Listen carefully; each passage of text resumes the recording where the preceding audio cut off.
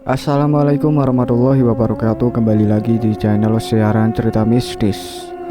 Untuk kisah kali ini masih melanjutkan dari kisah yang sebelumnya, yaitu kisah yang berjudul Perjalanan Spiritual Kejawen Gunung Lawu. Sebelum kita masuk ke ceritanya, jangan lupa untuk like, comment, subscribe channel ini dan tekan loncengnya agar kalian tidak ketinggalan update cerita terbaru dari kami. Tanpa basa-basi lagi, mari kita dengarkan.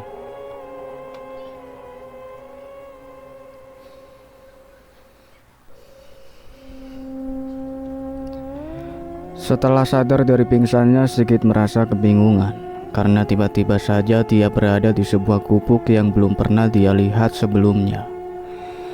Karena merasa tempat itu asing baginya, Sigit pun segera berjalan untuk mencari jalan pulang, tapi tidak menemukannya. Dia juga sempat menjumpai sebuah perkampungan yang semua penghuninya berwajah aneh. Beberapa kali dia mencoba bertanya kepada orang-orang berwajah aneh tersebut, tapi dia tidak bisa berkomunikasi dengannya karena dia merasa mulutnya tidak bisa bicara, hingga akhirnya membuat dia putus asa. Dia pun pasrah dengan keadaannya. Tidak lama kemudian ada sosok kakek tua berjubah putih yang sedang terbang dan menghampirinya dan mengembalikan dia ke rumah dengan keadaan yang tidak bisa bicara sampai saat ini. Setelah membaca cerita yang ditulis Sigit, aku menyimpulkan inilah alasannya kenapa sang guru pernah berpesan sebelum kami berangkat ke Gunung Lawu waktu itu, jangan pernah memanggil satu sama lain dengan menyebut nama asli. Ternyata yang dimaksud sang guru adalah jika ada yang memanggil dengan nama asli, sudah dipastikan yang memanggilnya itu bukan manusia, melainkan jin. Setelah membaca pernyataan dari Sigit itu, aku dan Harun pulang ke rumah masing-masing. Keesokan harinya Harun kembali mendatangiku ke rumah dan mengajakku ke kampung itu untuk menemui kakek yang pernah menolongnya untuk berbalas budi. Mendengar ajakan itu, aku pun ikut bersama Harun ke kampung itu dan menemui kakek tersebut. Sesampainya di rumah kakek tersebut, Harun mengembalikan ongkos yang pernah diberikan oleh kakek itu kepadanya dan beberapa barang lainnya sebagai tanda terima kasih. Mereka juga menceritakan tentang pengalamannya tentang ilmu kejawen yang dipelajarinya, dan kakek itu berpesan pada mereka untuk mempelajari ilmu tersebut memang tidak gampang. Kalau tidak kuat, bisa-bisa jiwa kalian yang menjadi taruhannya. Dalam artian kalau tidak kuat, bisa-bisa gila. Setelah berbalas budi kepada kakek itu, mereka berdua kembali pulang. Dan 2 minggu sudah berlalu. Aku harus kembali ke padepokan untuk mengabdi. Sebelum berangkat, tidak lupa aku berpamitan kepada Harun dan Sigit, teman seperjuanganku dan Harun. Dia berjanji akan menyusulku ke padepokan untuk kembali mempelajari ilmu kejawen yang diinginkannya. Singkat cerita, sampailah aku di padepokan. Sesampainya di padepokan, aku memberitahu guru tentang kembalinya Harun dan musibah yang menimpa Sigit. Mendengar itu, guru hanya tersenyum sambil bilang, "Itulah sebabnya aku memintamu pulang." Mendengar itu aku heran. Ternyata sang guru sudah tahu. Lalu aku lanjut berucap, "Tapi kasihan sama Sigit, dia tidak bisa bicara, guru." Bisunya Sigit itu dikarenakan dia masih dibungkam oleh jin dari Gunung Lawu waktu itu, jawab sang guru. "Lalu apa ada cara untuk menyembuhkan Sigit?" tanyaku lagi. "Tidak ada. Yang membungkam mulutnya itu adalah bangsa jin, karena dia sudah pantangan aturan yang pernah saya berikan." Hari berganti hari, bulan berganti bulan, dan tidak terasa 1 tahun telah berlalu. Selama 1 tahun itu di padepokan aku sudah belajar banyak dari sang guru. Berbagai rintangan mistis pun sudah kualami, mulai dari bermalaman di kuburan, menghafal kitab-kitab Jawa, menghafal doa Islami dan yang lainnya. Pernah pada suatu hari guru memintaku untuk bertapa di sungai selama 1 malam untuk mengasah ilmu yang sudah aku pelajari. Dan pada saat berendam itu guru berpesan kepadaku agar tetap fokus dan mengabaikan semua yang mengganggunya. Pada saat berendam itu banyak sekali gangguan mistis yang kualami. Salah satunya adalah ketika sedang bertapa aku sempat didatangi 2 ekor buaya putih dan akan memangsaku. Tapi dengan ilmu yang sudah pernah diajarkan oleh guru, aku berusaha menenangkan 2 ekor buaya itu hingga akhirnya aku selamat dari ancaman buaya tersebut. Ternyata buaya yang menggangguku itu bukanlah buaya biasa, melainkan buaya gaib penunggu sungai itu. Ketika sepertiga malam, aku juga sempat melihat ada beberapa orang wanita yang mengenakan pakaian khas Jawa kuno sedang mandi di sungai tersebut. Salah satu wanita itu sempat mengajakku untuk masuk ke dasar sungai dengan tujuan ingin menjadikanku sebagai pengikutnya. Tapi aku tetap fokus bertapa dan mengabaikannya sesuai saran dari guru. 1 malam telah berlalu dan telah berhasil menyelesaikan bertapaku. Ketika hari sudah menjelang subuh, setelah itu aku kembali ke Padepokan. Setelah sampai di Padepokan pagi harinya aku menemui sang guru dan menjelaskannya tentang kejadian yang kualami selama bertapa itu. Kamu akan bisa berjalan di atas air sungai itu, Yat. Tapi kau harus mengamalkan beberapa amalan yang akan kuberikan kepadamu, ucap guruku kepadaku. Aku tidak begitu paham dengan perkataan guru waktu itu. 2 tahun lamanya aku tinggal dan mengabdi di Padepokan untuk mendalami ilmu kejawen. Selama 2 tahun itu aku sudah lebih banyak belajar dari sang guru. Dan pada tahun 2001 Harun menyusulku kembali ke Padepokan dengan tujuan ingin belajar ilmu itu lagi. Sesampainya di Padepokan, Harun menemui sang guru dan sang guru kembali menerima Harun dengan senang hati. Harun pun menerima banyak amalan dari sang guru. Dan pada suatu ketika, tepatnya bulan Suro, guru memerintahkan kepada kami berdua pergi ke sebuah air terjun untuk bertapa dan dilanjutkan dengan perjalanan malam untuk mengambil sebuah batu yang letaknya ada di Gunung Wilis. Mendengar perintah itu, Harun merasa tidak yakin. Mungkin dia trauma dengan kejadian yang pernah dialaminya di Gunung Lawu waktu itu. Kami berangkat pada sore hari dan sampainya di air terjun itu sekitar jam 10 malam. Sesampainya di sana, sang guru memberikan berbagai instruksi yang harus kami patuhi. Setelah itu, sang guru meminta untuk istirahat dan menyiapkan diri masing-masing. Sekitar jam 12 malam, kami pun mulai bertapa di bawah air terjun, dan beberapa gangguan mistis pun kualami. Ketika sedang bertapa itu, tiba-tiba aku mendengar ada suara raungan macan. Mendengar suara itu spontan aku hilang fokus dan aku mencari sumber suara itu. Ternyata suara raungan macan itu keluar dari mulut Harun yang sedang fokus dalam bertapanya. Melihat itu adalah suara Harun, aku pun melanjutkan bertapaku dan memfokuskan pikiranku lagi.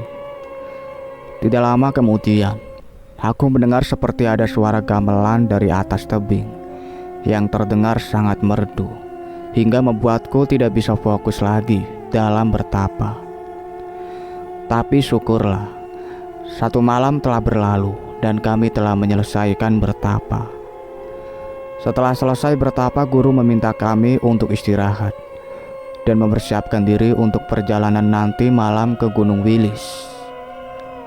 Singkat cerita, malam berikutnya kami akan melakukan perjalanan malam ke Gunung Wilis untuk mengambil sebuah batu. Sebelum berangkat, sang guru memberikan berbagai instruksi yang harus kami perhatikan. Kalian harus naik ke gunung itu dan mengambil sebuah batu yang letaknya ada di dalam sebuah goa. Dan ingat, goa itu bukan sekedar goa. Itu adalah tempat bertapanya sosok makhluk yang menyerupai monyet. Lalu aku bertanya, apakah sosok itu tidak akan marah jika kami mengambil batu dari dalam goa itu? Tidak, asalkan kalian selalu menjaga sopan santun. Dan jangan lupa, permisi ketika akan masuk dan mengambil batu tersebut, jawab sang guru. Apa saja yang harus kita hindari selama perjalanan? Sahut Harun. Selama perjalanan, kalian harus menjaga hawa nafsu dan sopan santun, jawab sang guru. Setelah memberikan beberapa instruksi itu, sang guru lalu memberikan sebuah pedang kepadaku dan lanjut berucap, pedang ini untuk bekal perjalanan kalian. Gunakan untuk melindungi diri kalian. Tapi ingat, jika kalian bertemu dengan sosok ular, jangan dibunuh karena kalian tidak akan sanggup. Tapi kalau selain ular, kalian bisa membunuhnya jika mereka hendak menyakiti kalian. Aku pun menerima pedang yang diberikan guru. Harun, dia sedikit merasa trauma dengan perjalanan kali ini, karena mengingat dia pernah dibawa oleh jin ke alam lain ketika melakukan perjalanan malam di Gunung Lawu waktu itu. Karena cemas, Harun bilang kepadaku, "Yat, aku merasa trauma dengan kejadian yang pernah aku alami di Gunung Lawu waktu itu." Tenangkan pikiranmu, Run. Usahakan dalam hal apapun kita harus selalu bareng selama perjalanan, jawabku meyakinkan Harun. Mendengar itu, Harun pun yakin, dan setelah itu kami memulai perjalanan kami. Mulai berjalan. Di awal-awal perjalanan kami tidak ada kendala apapun. Hanya melihat beberapa monyet yang memang tinggal di hutan tersebut dan tidak mengganggu. Sekitar beberapa jam kami berjalan. Tiba-tiba kami dihampiri oleh seorang wanita yang sangat cantik dan anggun. Dan wanita itu mengenakan baju khas kerajaan. Wanita itu berkata pada kami berdua, "Aku tahu tujuan kalian datang kemari. Aku hanya menyarankan agar kalian lebih waspada setelah melewati hutan itu," jawab wanita itu sambil menunjuk ke arah hutan di belakangnya. Mendengar perkataan wanita itu, aku menjawab, "Terima kasih sudah mengingatkan kami." Wanita itu menjawabnya dengan senyum, sambil berjalan pergi ke dalam hutan hingga kami tidak melihatnya. Di sini kami tahu satu hal, kalau ternyata wanita itu bukanlah manusia. Entah itu jin atau seorang putri kerajaan. Karena kalau dilihat dari pakaiannya, dia seperti seorang putri kerajaan. Kami pun lanjut berjalan dan mengingat-ingat perkataan wanita yang tadi kami jumpai. Sambil berjalan itu, Harun bertanya padaku, "Yat, wanita tadi itu siapa ya? Cantik benar." "Hush, ingat apa kata guru, kita harus tetap fokus dengan tujuan kita," jawabku mengingatkan Harun. Singkat cerita, sampailah kami di hutan yang dimaksud wanita tadi. Sesampainya di hutan itu, kami merasakan ada hawa yang sedikit berbeda dari biasanya. Tapi kami mengabaikannya dan istirahat di sebuah batu besar untuk minum dan merokok. Setelah rokok habis, entah kenapa kami berdua tiba-tiba merasa ngantuk berat. Seperti ada sesuatu yang membuat kami agar tidur di batu tersebut. Akhirnya kami pun tertidur di atas batu tersebut dengan posisi terlentang. Tapi belum lama kami tertidur, tiba-tiba aku mendengar seperti ada raungan macan di dekat kami. Awalnya aku mengira itu adalah suara Harun, karena sebelumnya aku pernah melihat Harun sedang meraung seperti macan. Mendengar itu, aku segera membuka mataku, dan ternyata itu bukanlah suara Harun, melainkan benar-benar suara macan yang berada tepat di bawah batu tempat kami tertidur. Aku pun langsung duduk dari tidurku. Ketika sudah duduk, ternyata di balik batu yang satunya ada satu ekor macan lagi. Jadi di bawah batu yang kami tempati ini ada 2 ekor macan yang berwarna hitam. Dan anehnya 2 macan itu sangat besar, seukuran kerbau. Melihat keberadaan macan itu, spontan aku mengeluarkan pedang yang dibekalkan sang guru untuk berjaga-jaga bila macan itu menyerang. Setelah pedang itu aku keluarkan, tiba-tiba salah satu macan itu melompat ke atas batu dan akan menerkam Harun yang masih tidur. Ketika macan itu akan menerkam Harun dengan sigap, aku langsung menusuk perut macan itu dengan pedang yang kupegang hingga akhirnya Harun selamat dari terkaman macan itu, dan kedua macan itu berlari menjauh ke dalam hutan. Setelah kedua macan itu pergi, aku segera membangunkan Harun dan mengajaknya untuk melanjutkan perjalanan. Dan aku tidak menceritakan tentang macan itu kepada Harun dengan tujuan agar Harun tidak panik. Tidak lama kami berjalan. Tiba-tiba jalan yang kami lalui ini buntu. Yang ada hanyalah semak belukar yang sangat rimbun. Terpaksa kami menerobos semak itu untuk membuka jalan. Dan setelah keluar dari semak itu, tepat di depan kami ada sebuah goa yang jaraknya sekitar 10 meter dari tempat kami berdiri. Melihat keberadaan goa itu, kami sedikit lega. Kami mengira itu adalah goa yang dimaksud sang guru. Kami pun berjalan menuju ke goa tersebut. Sesampainya di mulut goa, ternyata kami melihat ada seseorang yang sedang bertapa. Orang itu terlihat sangat tenang, dengan ciri-ciri hanya memakai celana pendek dan seluruh tubuhnya penuh dengan bulu. Orang itu berwajah hitam legam dengan bulu yang berwarna abu-abu. Kami memberanikan diri untuk masuk ke dalam gua tersebut dan tidak lupa permisi. Pelan-pelan kami masuk ke dalam karena kami tidak ingin mengusik seorang petapa itu. Sesampainya di dalam, akhirnya kami menemukan sebuah batu yang dimaksud sang guru itu, dan aku segera mengambilnya, lalu membawa batu itu turun.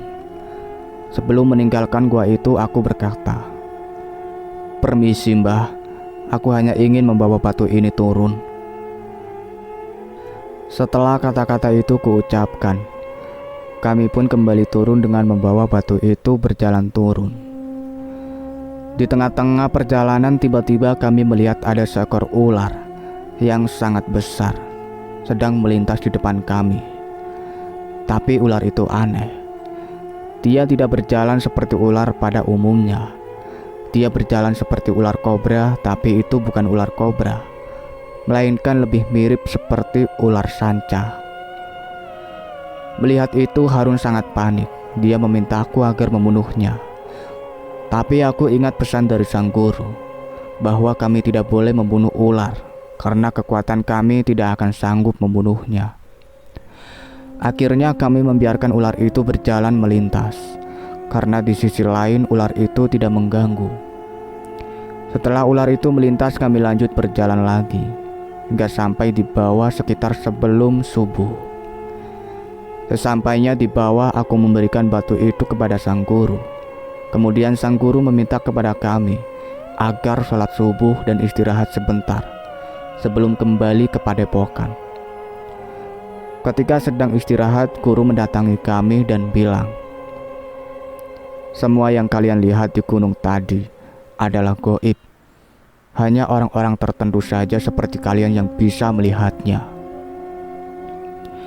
Ternyata sosok wanita yang kami temui itu adalah titisan putri kerajaan Mataram. 2 sosok macan yang hampir menerkam mereka itu adalah sosok gaib macan Jawa. Gua beserta petapa di dalamnya itu pun juga gaib. Petapa itu ternyata penghuni gua tersebut yang sudah ratusan tahun lamanya bertapa di gua itu. Sedangkan ular besar yang mereka jumpai itu adalah penghuni Gunung Wilis. Singkat cerita, sampailah kami di padepokan. Sesampainya di padepokan, aku mengambil pedang yang pernah diberikan oleh sang guru kepadaku. Tapi sang guru tidak ingin menerima pedang itu, karena menurut sang guru pedang itu sudah cocok denganku. Jadi pedang itu diwariskan kepadaku. Kami pun lalu istirahat untuk melepas penat setelah 1 hari 2 malam melakukan petualangan malam. Ketika sedang istirahat, aku bilang kepada Harun tentang 2 macan yang hampir menerkamnya dan tentang suara macan yang sempat keluar dari mulutnya. Mendengar penjelasan dariku, Harun sedikit tidak percaya karena dia tidak merasa seperti apa yang sudah kukatakan. Lalu aku memperlihatkan sesuatu kepada Harun, yaitu pedang dari sang guru yang masih berlumuran darah macan. Dan dari situlah Harun baru percaya dengan kata-kataku. Singkat cerita, setelah bertahun-tahun kami mengabdi di padepokan, akhirnya aku diizinkan oleh guru untuk meninggalkan padepokan dengan ilmu kejawen yang sudah aku peroleh darinya. Sedangkan Harun, dia masih harus lebih lama lagi mengabdi di padepokan. Di rumah ilmu itu aku gunakan untuk menolong orang yang membutuhkan, seperti orang yang terkena santet, orang yang terkena gangguan jin, dan lain sebagainya. Hingga saat ini, aku masih sering datang ke padepokan untuk sowan dengan guru, dan juga sekalian menemui Harun yang masih tinggal di sana.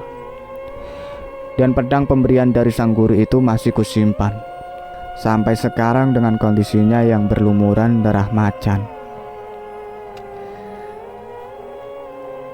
Itulah akhir dari cerita yang berjudul Perjalanan Spiritual Kejawen Gunung Lawu. Terima kasih banyak untuk kalian semua yang sudah setia mengikuti cerita ini sampai selesai. Nantikan cerita-cerita terbaru lainnya dari kami. Sebelum saya pamit, jangan lupa untuk like, comment, subscribe channel ini.